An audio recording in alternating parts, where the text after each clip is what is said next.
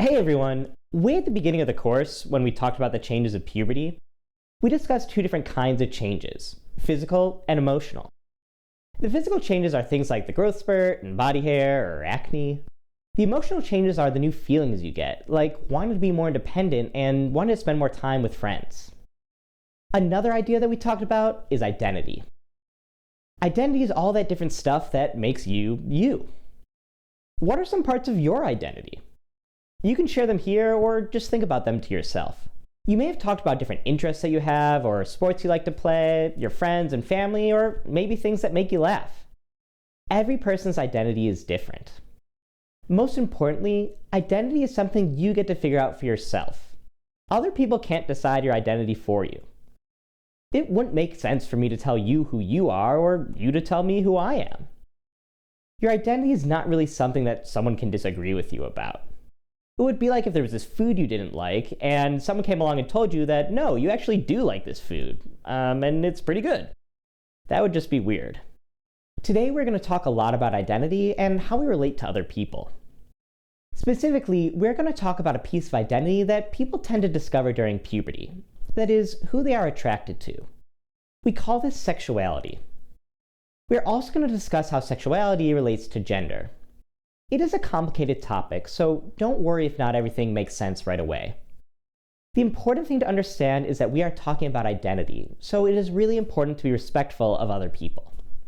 We are going to talk about three different parts of identity today: sex, gender, and sexuality.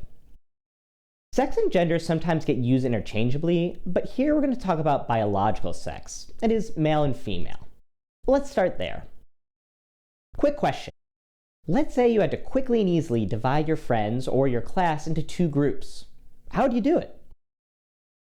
Usually for something like this, we say boys and girls or men and women. It seems like the easiest way. Today, we're going to learn that it's actually not so simple. When we talked about pregnancy last time, we said that the sperm and egg each contain a set of instructions or program for building a baby, and that baby needs both sets. We call these instructions genes. You may have heard people say something like, oh, my red hair or my personality is in my genes. That means that it runs in the family or that it's carried on those set of instructions. The truth is a bit more complicated, but we do get things like eye color, height, and other characteristics from those genes. If you have ever heard of DNA, that's just the letters that make up the instructions. As you can imagine, there are a lot of these instructions or genes, so they need to be packaged up. The packages are called chromosomes. You can think of each chromosome like the chapter of a human recipe book. A human has 23 pairs of chromosomes, half from mom and half from dad. One pair is special and is called the sex chromosomes. They decide if the baby is male or female. There are two kinds of sex chromosomes, X and Y. If a person has two X chromosomes, they are a genetic female. If they have an X and a Y, they're a genetic male. Well, what about Y and Y? Well, it turns out that that is not possible. That is because an egg always contains one X chromosome. The sperm can have an X or a Y chromosome. That means that if the sperm that happens to make it to the egg just happens to have an X chromosome, the baby will be XX or female. If the sperm has a Y chromosome, then the baby will be XY or male. That was a lot of information. For now, just understand that XX is a genetic female and XY is a genetic male. That is one way to define sex, which combination of chromosomes a person has. Sometimes instead of getting 2 copies of a chromosome, one from each parent, someone gets 3 copies. If you have ever heard of Down syndrome, this is what causes it. People with Down syndrome have 3 copies of chromosome 21. Down syndrome has a lot of negative health effects, but people with Down syndrome can lead happy and productive lives. The same can happen with the X and Y chromosomes. Instead of being XX or XY, in rare cases, a person can be XXY. That is, having 2 X chromosomes and 1 Y chromosome. People can also be XYY, XXX, or just have a single X chromosome. We will get back to what this means later, but for now, take a second to appreciate an interesting fact. We are used to putting all people into two separate boxes, male and female. Having learned a little bit about genetics, it would seem like that there's even a scientific way to do that. All the XY people go in the male box, and all the XX people should go in the female box. But from what we just learned, what do we do with someone who's XXY? Which box do they fit into? The female box because they have two X chromosomes, or the male box because they have both an X and Y? There isn't an easy answer here, and it turns out it's way more complicated than we originally thought. Another way that we define sex is a person's body sex. That is, what kind of genitals a person has. When a baby is developing, up until the 12th week of pregnancy, male and female genitals develop exactly the same. That means as a fetus develops, everyone has the same structures between their legs that can go on to become a penis or vagina.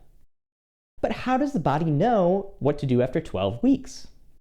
The answer lies in the genes, or those instructions. Remember that genetic males have a Y chromosome, and females have no Y chromosome. On that Y chromosome is a special gene called the SRY gene. The SRY gene is like a master chef sending out a bunch of instructions to tell the fetus to develop male genitals. If a person has that Y chromosome with an SRY gene, they'll go on to develop as a male. Females have no Y chromosome and no SRY gene, so they run the default program and develop female genitals. Sometimes a person can have a Y chromosome, but it doesn't have the SRY gene. Let's do a quick test.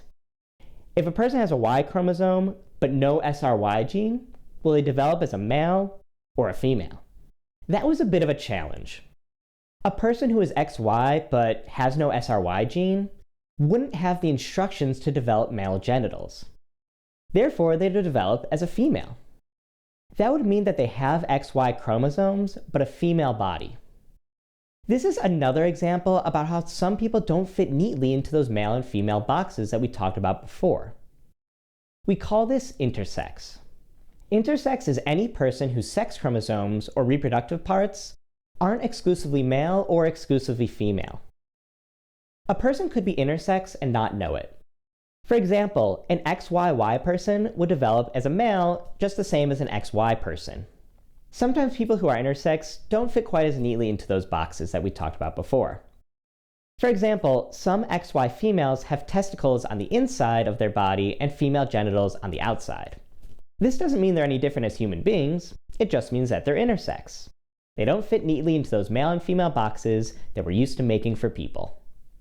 Male and female is not just about our bodies. It is also about our brains, or how we think about ourselves. This is called gender identity. Gender identity is one's internal sense of gender, as in, I am a man or I am a woman. There are two ways that gender identity relates to genetic or body sex. The first is called cisgender. That is when one's internal sense of gender matches the body sex that they had at birth. The other is called transgender or trans. That's when one's internal sense of gender does not match their body sex at birth. Note that what I'm talking about here has nothing to do with whether you like blue or pink or played with dolls or cars, but rather a fundamental sense of identity. Again, I am a woman or I am a man. Let's look at a couple examples. An XY person with male genitals who views himself as a man would be cisgender. An XX person with female genitals who views himself as a man would be transgender. The final piece of identity that we are going to talk about is called sexuality, sometimes also called sexual identity or sexual orientation. It means one's feelings of sexual attraction for others. There are a few different terms that get used here. Homosexual means being attracted to people of the same sex. It is also called gay or lesbian. Heterosexual means being attracted to people of the opposite sex. It is also called straight. Bisexual means being attracted to people of both sexes. And asexual means not experiencing feelings of sexual attraction. Most people discover their sexual identity around puberty. Discover is really the right word. Before puberty is a time of life when most people are asexual, meaning they don't have feelings of sexual attraction. During puberty, most people start to feel attracted to one sex or the other, or both. No one really knows how these feelings come about, but it is not really something that you get to choose. It's just a fun part of who you are and something you get to discover around puberty. Again, don't worry if you aren't feeling these feelings yet. It is perfectly normal not to feel them until later in your teens. And again, it's not something you really get to decide, but something that you get to discover about yourself. I want to go back to those two boxes, male and female, that we talked about at the beginning and how not everyone fits neatly into them. The same is true for gender and sexuality. To see what I mean, let's look at some scenarios. Can someone be asexual and still want a romantic partner? If someone thinks a person of the same sex is cute, are they gay? If a bisexual person only wants to date people of the opposite sex, are they still bisexual? If a person engages with sexual touch of someone in the same sex, are they gay? I don't have the answer to these questions. My point is that I don't think there are any right ones. These labels like gay and straight are useful to have a conversation, but they only go so far. People are like the color spectrum, each different in their own way. Better to let everyone, including yourself, decide how they want to live and what their identity is for themselves, rather than trying to put them in a box. For the rest of the lesson, we're going to focus on something that is common to all people: relationships.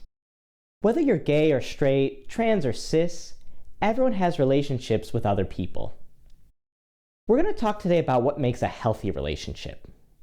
There are many different kinds of relationships, like our relationship with our family, friendships, and also intimate or dating relationships. A lot of what makes for a healthy friendship is true of all relationships. In fact, let's start with this warm-up question. For this question, I want you to think about your friendships. What do you think makes for a healthy friendship? There are a lot of different answers to that question. Maybe it's having similar interests, or knowing that you're always going to be there for each other when you're feeling down, or sticking up for the other person. These are all important aspects of a relationship. One important aspect of friendship is caring for the feelings of your friends.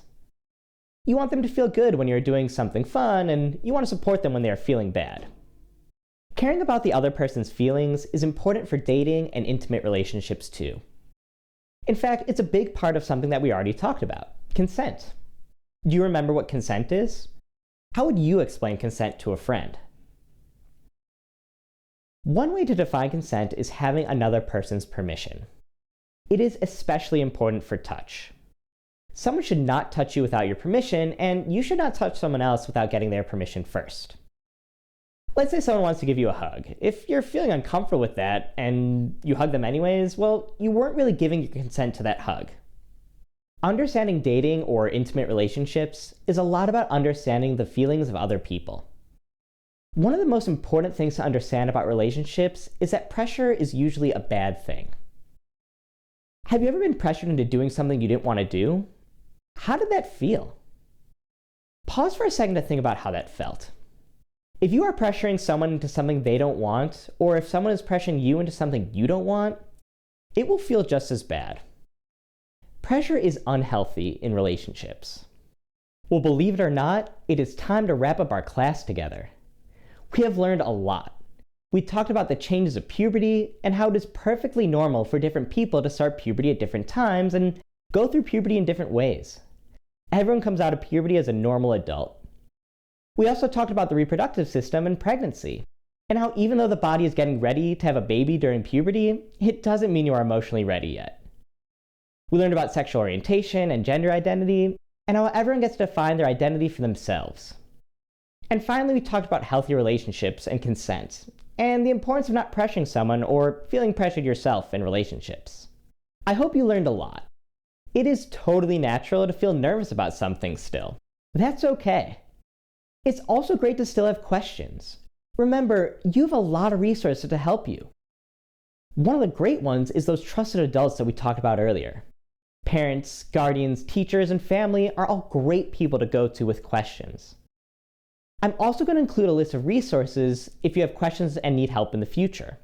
These include websites to answer questions about puberty, and also great hotlines that you can call if you're ever in a crisis and need someone to talk to.